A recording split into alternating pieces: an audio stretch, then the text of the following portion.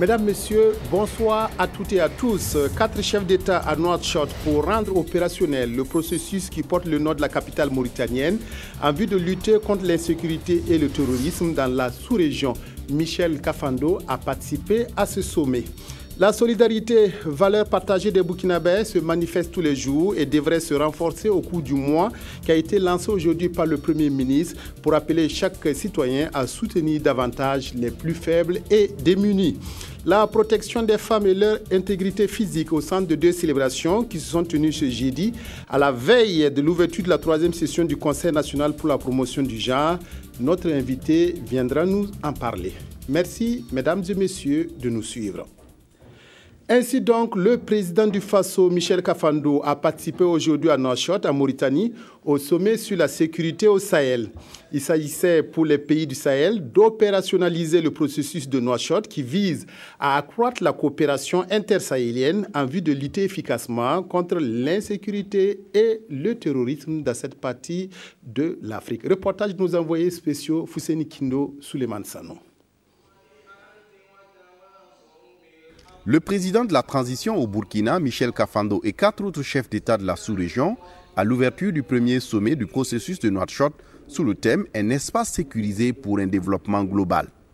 Macky Sall du Sénégal, Ibrahim Boubacar Keïta du Mali, Idriss Déby Itno du Tchad et bien entendu lors de la rencontre, Mohamed Ould Abdelaziz de la Mauritanie. La rencontre est organisée sous l'égide de l'Union africaine et son représentant, Smaël Chergui, commissaire à la paix et à la sécurité, salue d'ailleurs la tenue du sommet. Pour Smaël Chergui, l'Afrique doit prendre son destin en main et mettre en place des mécanismes appropriés pour faire face aux multiples défis auxquels elle est confrontée. Je voudrais souligner que par-delà les défis que nous rencontrons ailleurs sur le continent, y compris en Somalie, dans la région des Grands Lacs et en République centrafricaine, sans parler de la nécessaire lutte solidaire contre le virus d'Ebola, la sécurité de notre continent se joue ici. Et la Commission attend vos directives et vos orientations. Le processus de Nouakchott tire son nom de la capitale mauritanienne où il a été lancé par la Commission de l'Union africaine le 17 mars 2013 pour faciliter le renforcement de la coopération en matière de sécurité entre les pays du Sahel et contribuer ainsi à la mise en œuvre opérationnelle de l'architecture africaine de paix et de sécurité dans la région. Pour Idriss Déby Itno, président du groupe des 5 pays du Sahel pour la sécurité, le G5, ce premier sommet constitue un cadre idéal de concertation et de coordination pour affronter les dangers et les défis qui pèsent sur la zone. Le présent sommet que nous souhaitons décisif a pour objectif essentiel le passage en revue des actions menées par nos administrateurs sahéliens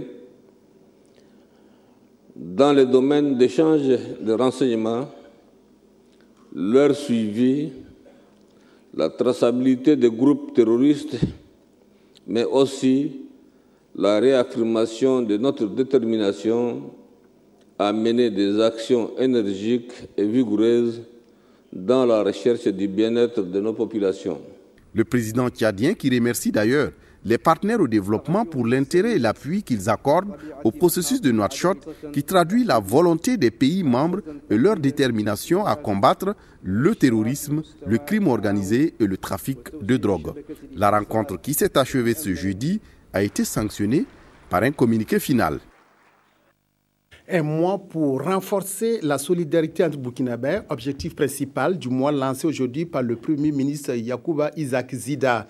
10e du genre, ce mois de la solidarité intervient dans un contexte socio-économique particulier marqué par l'insurrection populaire de fin octobre au Burkina. Le thème retenu est du reste solidarité et cohésion sociale. Reportage Drissa Seri. Tout a été mis en œuvre pour que toutes les composantes de la société soient représentées au lancement de cette 10e édition du mois de solidarité. Cela à l'image de l'insurrection populaire des 30 et 31 octobre 2014, où comme un seul homme, les Burkinabés se sont levés pour réclamer le changement et dénoncer l'injustice, la corruption, le favoritisme et le clientélisme. Dans le contexte de transition en marche, aujourd'hui plus que jamais, les Burkinabés ont besoin de manifester leur solidarité les uns envers les autres pour recoller les morceaux cassés et amener chacun à prendre part à l'œuvre de construction nationale. À la fois rappel et invite, le mois de la solidarité véhicule le même message, multiplier et renforcer les gestes de solidarité et de compassion. Après tout ce qu'on a vécu, c'est un signal fort allant dans le sens de la réconciliation, dans le sens de l'apaisement des cœurs et dans le sens encore de ce ciment fraternel que nous devrions encore consolider pour qu'ensemble nous puissions bâtir le Burkina Faso humblement dans la dignité. La contribution du Moro Naba a été inestimable dans la recherche de la paix et de la cohésion sociale. Il a été choisi comme parrain du mois de solidarité 2014. Son message, cultiver l'entraide mutuelle, la fraternité, l'hospitalité, l'amitié et le sens du partage durant toute notre vie sur terre, car la générosité est un arbre dont les racines se trouvent au paradis et les branches dans la vie ici-bas. Celui qui s'y accroche, elle l'amène au paradis, selon un hadith du prophète Mahomet, paix et salut sur lui. Le mois de solidarité 2014 engage la réflexion sur la promotion de nos valeurs traditionnelles de solidarité au sein de la communauté pour une cohésion sociale. Au regard de la situation nationale marquée par l'insurrection populaire des 30 et 31 octobre 2014, nous avons voulu célébrer la 10e édition du mois de la solidarité sous le signe de la promotion de la cohésion sociale dans notre pays, en vue de manifester notre solidarité aux victimes et de collecter des fonds qui pourront servir à leur venir en aide. La cohésion sociale étant le ciment de toute société, le thème de la présente édition veut mettre au premier plan la paix et la solidarité dans notre pays. Le mois de la solidarité est une occasion pour chacun de laisser parler son cœur. Le premier geste est fait par le gouvernement qui, après avoir remis un chèque de 12 millions au Fonds de solidarité nationale, met dans la caisse 14 500 000 francs CFA, soit 1 million pour le président du Faso et 500 000 francs pour chacun des ministres. Tout en incitant les bonnes volontés à faire de même, le chef du gouvernement encourage l'ensemble des concitoyens à poursuivre cet élan de solidarité tout au long de l'année. Le Premier ministre Yacouba Isaac Zida a reçu hier soir plusieurs personnalités venues échanger avec le chef du gouvernement sur la coopération bilatérale, notamment le financement des activités de la transition. Au nom des personnalités qui sont entretenues avec le Premier ministre, il y a la conseillère Afrique de la présidence française et la représentante du FMI au Burkina. Reportage Abdoul Rasmane Zongo. C'était une après-midi de mercredi chargée à la primature jusqu'à la nuit tombée où le locataire a accordé 4 audiences successives. Justice, coopération, bonne gouvernance, soutien à la transition, entre autres, ont été abordés avec la délégation française, la première à être reçue. Nous avons évoqué tous les sujets d'actualité, que ce soit l'actualité concernant les chantiers de la transition. On a parlé des élections qui doivent se tenir tout le processus avant novembre 2015. Ça fait beaucoup de choses à organiser. On a discuté avec le Premier ministre des options qui lui paraissaient les plus importantes s'agissant de ce processus. On a parlé également des questions de justice. Le FMI s'est aussi invité dans l'agenda du Premier ministre Yacouba Isaac Zida et la transition n'a pas été occultée également. Nous avons accéléré notre visite ici pour faire une évaluation, pour faciliter que les autres PTF peuvent accélérer leurs engagements supplémentaires en 2015. Nous faisons une évaluation macroéconomique et c'est nécessaire pour leurs engagements. Et nous allons considérer aussi les financements supplémentaires aussi pour vous supporter, pour vous appuyer, pour appuyer le pays. Le Danemark est venu parler de diplomatie et pas seulement. Nous avons aussi discuté comment continuer le partenariat. Le Danemark est toujours engagé au niveau du Burkina Faso et nous travaillons avec le gouvernement de transition. Pour nous, les valeurs de bonne gouvernance, anticorruption, la lutte contre l'impunité, ça c'est toujours des valeurs et des thèmes qui sont importants. L'ambassadeur David Bala du pays le plus peuplé d'Afrique a bouclé la boucle des audiences. Nous sommes venus pour exprimer notre solidarité avec le nouveau gouvernement de transition. And also to encourage them with what they are doing. Et les encourager également pour tout ce qu'ils sont en train de faire. Particularly towards preparation for election next year. En particulier pour l'organisation des élections en 2015. Toutes ces audiences traduisent l'excellence des relations entre le Burkina Faso et ses amis et partenaires, lesquels accélèrent la cadence de la coopération et de l'accompagnement pour soutenir davantage la période post-révolutionnaire, c'est-à-dire la transition. Effectivement, le président du Conseil national de transition, Chérif Sy, s'est entretenu ce matin avec le président de la Commission électorale nationale indépendante, CENI, Maître Barthélémy Kéré. L'organisation des prochaines élections au Burkina a dominé les discussions entre les deux hommes. Le président de la CENI donne plus de détails à sa sortie d'audience au micro de Aruna Maré. La CENI est venue attirer l'attention du CNT sur justement un ensemble de contraintes qui peuvent effectivement se poser pour ce qui concerne donc l'organisation des élections et un certain nombre de situations qui étaient donc en cours de solution jusqu'à ce que les événements donc interviennent, notamment la question du code électoral, donc la réforme du code électoral. Il y a un certain nombre donc de sujets de préoccupation qui sont là-bas, qui concernent par exemple le vote des Burkinabés de l'étranger, et puis un certain nombre donc d'autres dispositions que nous avions effectivement souhaité voir réexaminer dans le cadre du code électoral. C'est un dossier qui échoue au CNT, donc il est normal que nous puissions attirer son attention sur l'urgence à régler rapidement ces questions-là, pour que, en accord avec l'exécutif, nous, à la CENI, nous puissions aligner en fait les différentes tâches et arrêter un chronogramme qui va être effectivement communiqué à la classe politique, discuté entre le gouvernement et la classe politique pour être effectivement le chronogramme des activités pour conduire aux élections de sortie de crise. Deux célébrations ce 18 décembre qui mettent la protection de la femme au centre de leurs préoccupations. Le 35e anniversaire de l'adoption de la Convention sur l'élimination de toute forme de discrimination à l'égard des femmes et la Journée internationale de lutte contre les violences faites aux femmes et aux filles. Ces deux manifestations ont été célébrées aujourd'hui. L'engagement a été pris d'intensifier la sensibilisation des populations autour des instruments juridiques de protection des femmes. Reportage Olopoda.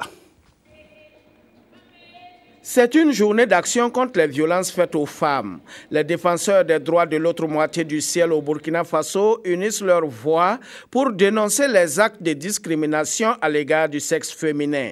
Les viols, les mariages forcés, les mutilations génitales féminines, l'harcèlement sur le lieu de travail, les violences conjugales et sexuelles, autant de pratiques considérées comme un affront à la dignité humaine qui entravent l'engagement civique des femmes et leur rôle dans le développement. Si les femmes ne sont pas éduquées, si les femmes sont victimes de violences, c'est plus que la moitié du potentiel de la population qui ne participe pas au développement. Dans un pays comme le Burkina, on gagnerait beaucoup à s'investir dans la promotion de la femme. En dépit des dispositifs réglementaires servant de fondement aux femmes pour faire respecter leurs droits, des obstacles subsistent. Dans le code pénal, par exemple, des difficultés existent pour qualifier comme infraction le mariage forcé, le harcèlement sexuel ou l'exclusion sociale des femmes pour faire de sorcellerie. Un constat qui nécessite une harmonisation des dispositions législatives internes avec les conventions internationales. J'exhorte donc tous les hommes, femmes, leaders d'opinion, communautés religieuses, autorités administratives, sanitaires, politiques, coutumières, ONG, à s'impliquer massivement et entièrement dans la lutte contre les violences faites aux femmes, afin que plus jamais aucune femme n'en soit victime. Je vous invite également à porter une attention particulière à cette proposition de loi. Je puis vous assurer qu'un plaidoyer fort sera fait auprès des autorités compétentes en vue de l'adoption rapide de la loi. Ce 35e anniversaire de l'adoption de la Convention sur l'élimination de toute forme de discrimination à l'égard des femmes, commémoré ce 18 décembre conjointement avec la Journée internationale de lutte contre les violences faites aux femmes, appelle les acteurs à redoubler d'efforts. La violence contre le sexe féminin n'est pas inéluctable et sa réduction, voire son éradication, est non seulement possible mais essentielle pour favoriser le plein épanouissement des femmes dans les domaines politiques, économiques, culturels et civils. Le reportage constitue une passerelle pour recevoir notre invité, M. David Beyi, secrétaire permanent du Conseil national pour la promotion du genre. Bonsoir, Monsieur le secrétaire permanent. Bonsoir, M. Bazier. Merci d'être venu ce soir sur ce plateau. Nous entretenir donc de la 3e session du Conseil national pour la promotion du genre qui s'ouvre demain à Ouagadougou autour du thème « Les défis de la transversalité et de la coordination des activités du genre au Burkina ». Tout d'abord, est-ce que le genre, c'est une approche que le Burkina a pu maîtriser et quels sont, en tout cas, j'allais dire, les tenants, les ficelles d'une politique nationale du genre qui permettent d'atteindre plus rapidement le développement? Merci pour ce temps d'antenne qui nous est offert pour pouvoir, en tout cas, partager avec les téléspectateurs et les téléspectatrices sur la question, en tout cas, de l'organisation de la session du CONAP Genre 2014 qui se tient les 19 et 20 2014. Et pour répondre à votre question, je vais commencer par dire que la session du CONAP Genre, c'est une instance présidée par son Excellence, Monsieur le Premier ministre, et qui consiste à faire le point sur la mise en œuvre de la politique nationale genre au niveau national. Et cette session réunit les leaders coutumiers, la société civile, les partenaires techniques et financiers et les communautés à la base. Et pour simplement définir le concept genre, pour pouvoir en tout cas éclairer les lanternes, le genre, le concept se définit rapidement comme étant les attributions, les rôles, la position que la société donne aux hommes et aux femmes. C'est-à-dire quand on est né homme ou femme, il y a les rôles, les responsabilités et la position qu'on vous attribue. Et cela fait de telle sorte que les hommes et les femmes n'ont pas les mêmes chances, en tout cas, de bénéficier au processus de développement économique et social de notre pays. Pour ce faire, la session du CONAP Genre se donne pour thème la transversalité du genre et la coordination des activités au Burkina Faso. Alors, il faut se dire... Monsieur Beyi, je vous avais demandé, est-ce que cette politique genre que vous mettez en œuvre, est-ce qu'elle peut, est-ce qu'elle a réussi, est-ce qu'elle va réussir à aboutir à des résultats concrets pour le Burkina en matière de développement? Bien sûr, Monsieur Bazier, et je voudrais rapidement dire ici que depuis l'adoption de la politique nationale genre en juillet 2009, l'accent était d'abord mis sur la mise en place des dispositifs institutionnels. Après les dispositifs institutionnels, nous avons mis en place un programme de renforcement des capacités. Il faudra que les ministères, les institutions aient la culture genre pour que la notion du genre, le concept du genre soit pris en compte dans l'élaboration et la mise en œuvre des politiques et programmes de développement. Donc, au bout de 3 ans, nous avons en tout cas pu mettre en œuvre des activités concrètes sur le terrain en matière de renforcement des capacités et en matière aussi d'autonomisation économique des femmes pour ensemble nous puissions développer le Burkina Faso. Alors, en 5 ans, vous avez pu mener un éventail d'actions. Est-ce que ces actions-là, est-ce que les populations, parce que vous avez dit que c'est par rapport quand même à la situation, j'allais dire, des hommes et des femmes dans la société, est-ce que les hommes et les femmes sont en tout cas perméables à vos actions et participent pleinement à ces activités? Effectivement, vous avez le public cible en tout cas de cette session, c'est les hommes, c'est les femmes, c'est les leaders politiques, c'est les leaders coutumiers, pour qu'ensemble nous puissions réfléchir par rapport en tout cas à la problématique des inégalités qui se posent au Burkina Faso. Vous savez qu'en matière de transversalité, il faut se dire que c'est une évaluation pour voir la prise en compte des aspirations des hommes et des femmes de façon pratique sur le terrain pour pouvoir permettre la prise en compte du genre au niveau de l'élaboration des politiques sectorielles. C'est en cela que nous invitons les communes, les régions, les leaders coutumiers pour qu'ensemble nous puissions en tout cas avoir en tout cas des solutions pleinement pour développer le Burkina Faso. Oui, vous avez parlé de transversalité, vous avez parlé de la coordination. Est-ce que le fait que l'approche genre englobe toutes sortes d'institutions, de ministères, est-ce que c'est difficile justement de pouvoir jouer à la coordination de toutes ces activités? C'est difficile, mais nous avons dans le dispositif institutionnel de mise en œuvre de la politique nationale genre, nous avons mis en place ce qu'on appelle les cellules de promotion du genre au niveau des ministères et des institutions. Également, il y a des dispositions au niveau des régions et des communes qu'on appelle les conseils communaux et les conseils régionaux de promotion du genre, qui veillent, interpellent, qui capitalisent et qui voient l'évolution des indicateurs pour interpeller la mise en œuvre de la politique nationale au niveau sectoriel. C'est en cela que cette session, le thème de cette session est beaucoup plus interpellateur et qui veut qu'on mette ensemble les synergies d'action. Parce que ce n'est pas l'affaire seulement du ministère de la promotion de la femme, c'est l'affaire de tous les ministères. Et nous devons ensemble travailler et pour les hommes et pour les femmes. Vous savez que les ministères mettent en œuvre des politiques et des programmes sectoriels. Mais malheureusement, le concept ZAN n'est pas totalement maîtrisé par ces acteurs. Ce qui fait que nous passons à côté lorsque nous mettons en œuvre nos politiques et programmes.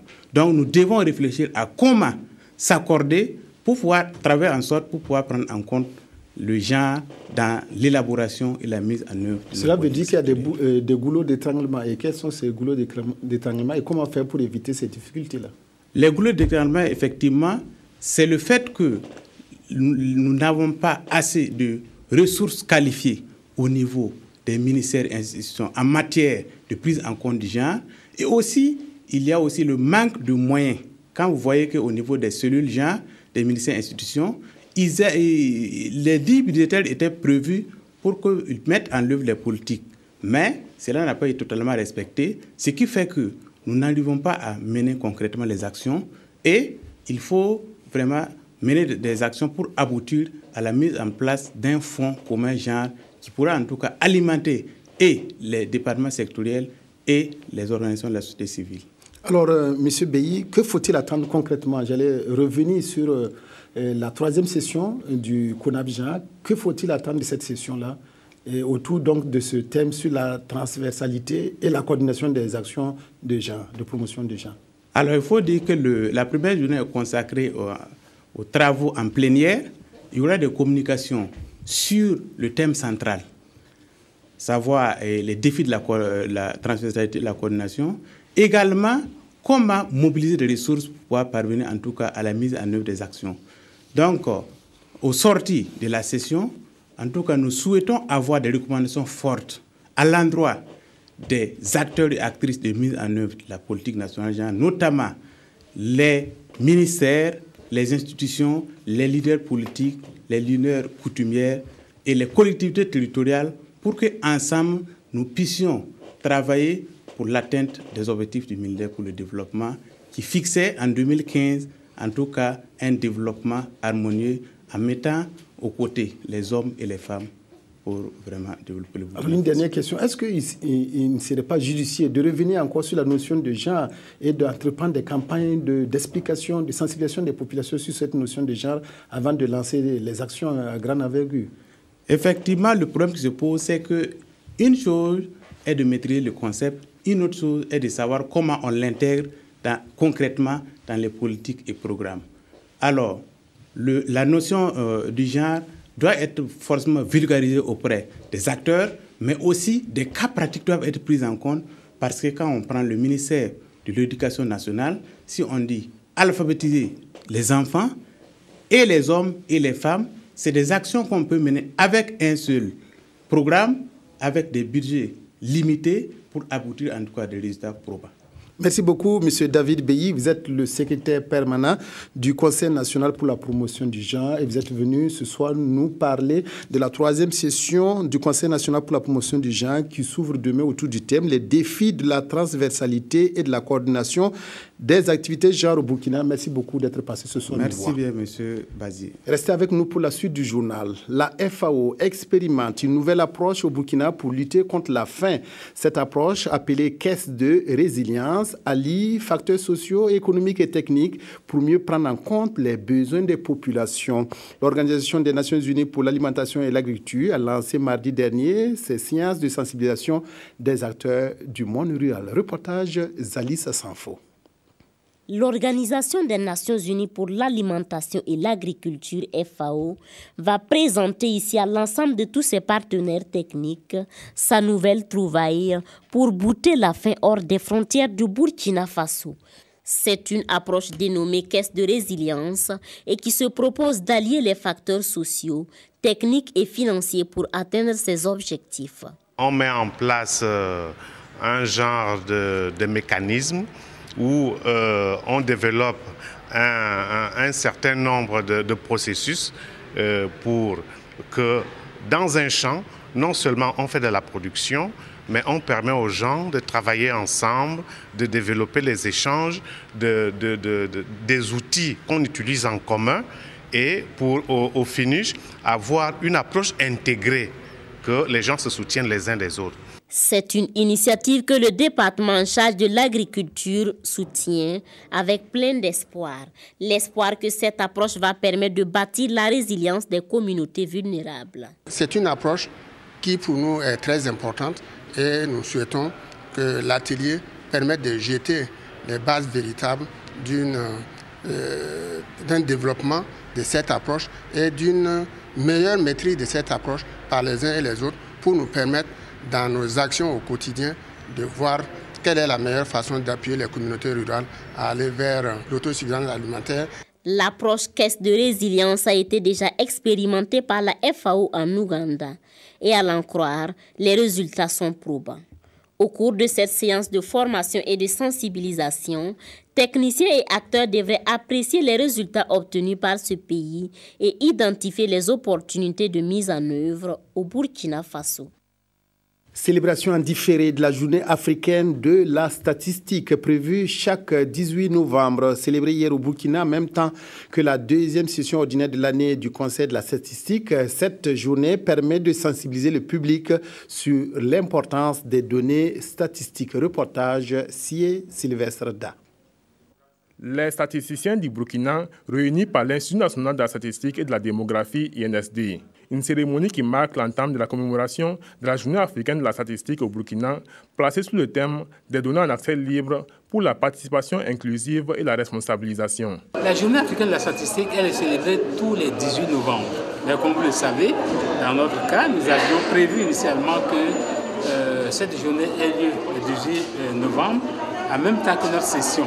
Mais justement, comme avec les perturbations que notre pays a connues, nous avons dû repousser. C'est l'occasion de sensibiliser davantage, en tout cas le plus grand public, sur l'importance des statistiques. Plusieurs activités sont au programme de la commémoration, prévues pour durer jusqu'au 24 décembre. Au nombre de celles-ci, des journées portes ouvertes, des conférences publiques, des activités sportives et des jeux radiophoniques. Ce sera également l'occasion pour le Conseil national de la statistique de tenir sa deuxième session ordinaire de l'année.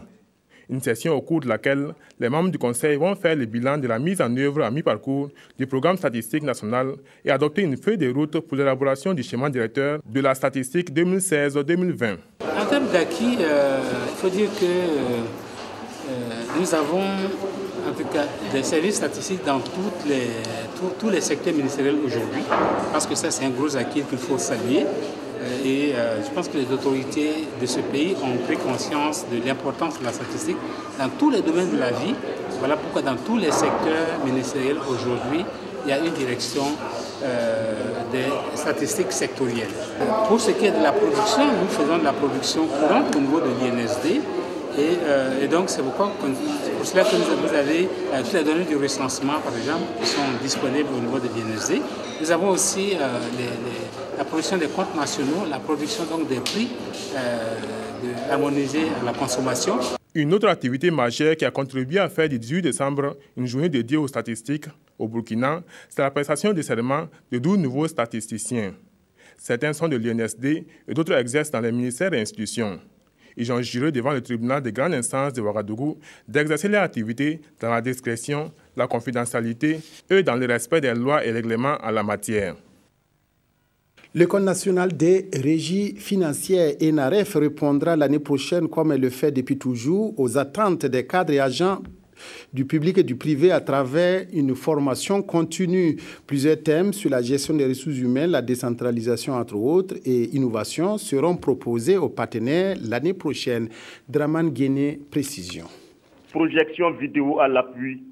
L'École nationale des régies financières déroule le programme de sa formation continue de l'année 2015. Une cérémonie qui marque en même temps l'ouverture des inscriptions. Il y a des thèmes nouveaux qui apparaissent et cette année encore, nous allons délocaliser certaines formations, moins que les années précédentes. Ebola oblige. Nous proposons beaucoup de thèmes, des thèmes dans le domaine des finances publiques. Nous proposons aussi des thèmes dans le domaine de la décentralisation, dans le domaine de la gestion des ressources humaines. Voilà, c'est autant de thèmes que nous développons pour l'année 2015. Ce sont des formations de courte durée qui visent essentiellement les cadres et agents de l'administration publique et privée. Les formations durent généralement 5 jours ou 2 semaines, ça dépend du thème. Par exemple, pour le thème qui est délocalisé à Paris, c'est une formation sur 10 jours. Voilà, pour les programmes de formation, pour les thèmes qui se font au Burkina, ce sont des thèmes sur 5 jours maximum. Les fiches d'inscription sont disponibles sur le site de l'école et à son secrétariat. En 2014, l'ENAREP a formé plus de 500 personnes selon les responsables. Un partenariat a été scellé mardi dernier entre l'Université de Ouagadougou et l'ONATEL et permet au Temple du Savoir de bénéficier de 100 bourses d'une valeur de 10 millions de francs CFA. L'ONATEL s'est également engagé à permettre à la communauté universitaire d'avoir des facilités d'accès aux technologies de l'information et de la communication. Précision Aruna Mare. Derrière cette signature de convention de partenariat, ce sont au total 100 bourses d'une valeur de 10 millions de francs CFA, soit 100 000 francs par bourse, que la société anonyme ONATEL, l'Office national des télécommunications, met à la disposition de l'Université de Ouagadougou. Outre ces bourses, l'entreprise s'engage aussi à sponsoriser l'acquisition des technologies de l'information et de la communication au profit des étudiants, les enseignants et du personnel de l'université. Les efforts aussi qui seront faits par rapport aux produits de l'ONATEL en direction de la communauté universitaire en termes de baisse de tarifs aussi sont à saluer. Et vous m'avez entendu dire aussi que je souhaite que des efforts soient faits pour nous faciliter la connexion parce que là on est connecté mais la bande passante est trop faible. Voilà, les autorités font ce qu'elles peuvent, mais si les entreprises privées aussi commencent à nous aider, nous pensons pouvoir y arriver. Les bourses sont destinées aux meilleurs étudiants de l'Université de Ouagadougou et aux instituts rattachés. Pour Béoré Somda, une des bénéficiaires, ce soutien de l'ONATEL participe de la célébration du mérite. Ainsi, l'entreprise entend apporter sa pierre à la formation de la jeunesse.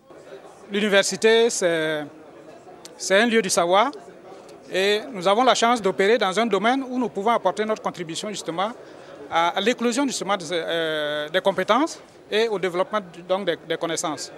Et donc, nous pensons que la signature de la convention de ce soir entre dans le cadre justement de notre volonté de contribuer au développement du pays et particulièrement de la frange jeune qui, en tout cas, constitue la relève de notre pays. Le partenariat a une durée de 2 ans. Les deux parties ont convenu de l'ajuster en cas de besoin.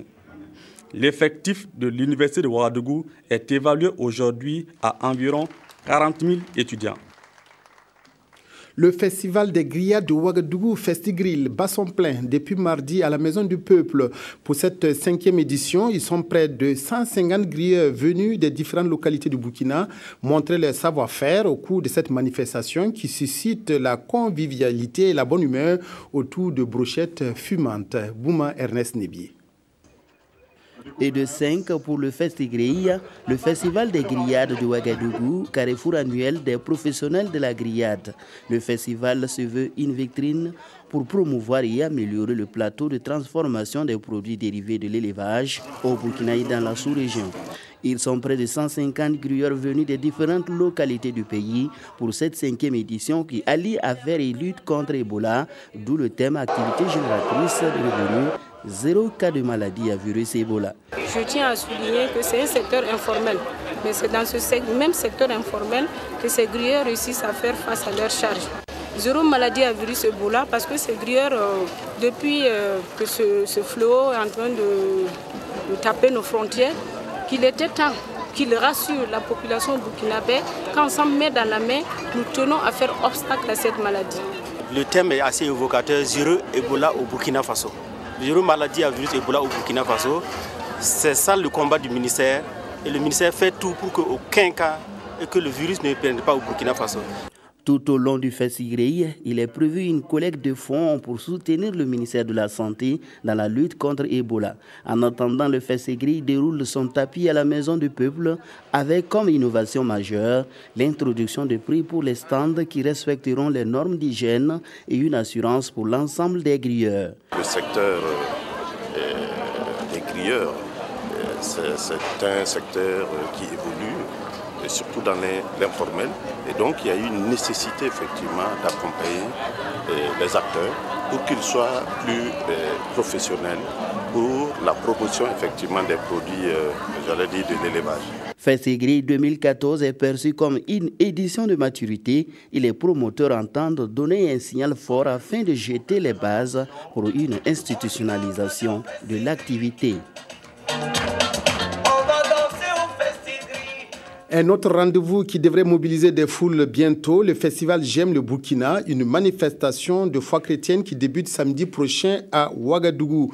L'organisateur de ce festival, Andrew Palo, a rencontré la presse pour tracer ses grandes lignes. Athlètes professionnels et artistes se produiront sur scène pour soutenir l'évangéliste à répandre la bonne nouvelle. Yolande Lompo. Ils sont là et donnent déjà un avant-goût de ce que sera le festival J'aime le Burkina Faso d'Andrew Palo. L'évangélisation étant l'amour de Dieu en action, ces athlètes professionnels se produiront sur scène au cours de ce festival qui mettra également en vedette des artistes du Burkina Faso, de la Côte d'Ivoire et d'Angleterre. Et nous sommes contents de voir que le Seigneur a choisi le bon moment, en ce moment où nous parlons d'amour, de pardon. Et nous pensons que ce festival-là va nous amener encore, va nous interpeller et nous appeler à nous aimer, à nous respecter les uns les autres. Et cela même, c'est l'évangile en pratique. La paix et la prospérité pour le Burkina Faso, l'évangéliste y croit et dit être venu pour proclamer la bonne nouvelle. Well, we've been invited by over 800 churches to come and to share the good news of Jesus Christ. Églises qui nous ont invités pour venir ici au Burkina pour partager l'amour de Jésus-Christ. Jesus Christ transformed my life. Et Jésus-Christ a transformé ma vie personnelle. 20 years ago, 20 ans de cela, I was involved with alcohol and drugs and all of the partying lifestyle. J'étais dans la drogue, j'étais dans l'alcool. Et il m'a guéri de mon addiction. Nous attendons que l'Église grandisse ensemble et s'aime davantage. Increase in unity. Et pour que l'Église grandisse dans l'unité. We know that when the gospel changes lives, et nous savons que l'Évangile transforme la vie. Those lives make an impact. Et une fois que ces vies sont transformées, alors il y a un impact. Ce festival marque le 7e d'Andrew Palo en Afrique et dans la capitale burkinabé, près de 8000 paires de verres correcteurs seront gratuitement disponibles. Et son message d'espoir, il compte le partager aussi avec la jeunesse au sein des écoles et des prisons. C'est tout pour cette édition dominée largement par l'actualité nationale. Merci de votre aimable attention et excellente soirée à toutes et à tous en compagnie de la RTB.